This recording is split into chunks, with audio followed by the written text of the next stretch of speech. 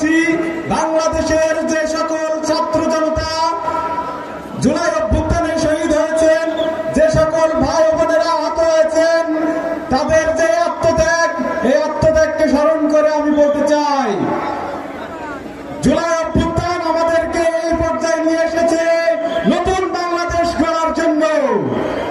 এই বাংলাদেশ কিভাবে হবে, কিভাবে চলবে, এটা ঠিক করবে আজকের জনতা, আজকের যুবকরা। আজকে এই ছাত্র ছাত্রী এবং যুব সমাবেশে আপনাদের সামনে আমি উপস্থিত হতে পেরে আপনাদেরকে ধন্যবাদ জানাই।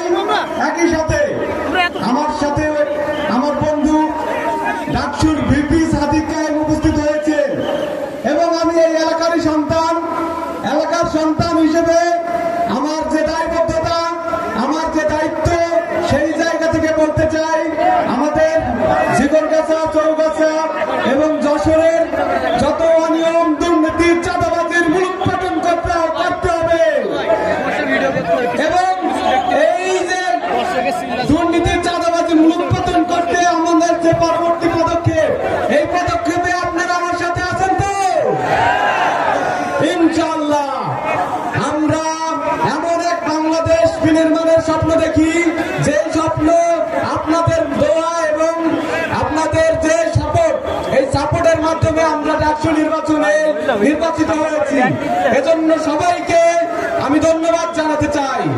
একই সাথে বলতে চাই, আমাদের জিকরগাছা, চৌগাছা জাতীয় নির্বাচনে কে নেতৃত্ব দেবে, কারা নির্বাচিত হবে, সেইটা সিলেক্ট করার দায়িত্ব আপনাদের, আমাদের। এই ছাত্র জনতা যে যাকে ভালো মনে করবে, সৎ চরিত্রবান মনে করবে, তাকেই ভোট দিবে।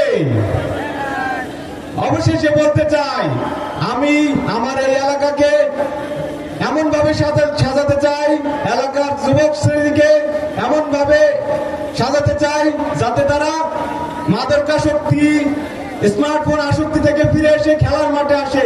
আমরা জানি আগে আমাদের এলাকায় অনেক জায়গায় মাঠ ছিল যেখানে খেলাধুলা করত, সেইগুলো ধীরে ধীরে দখল হয়ে গেছে।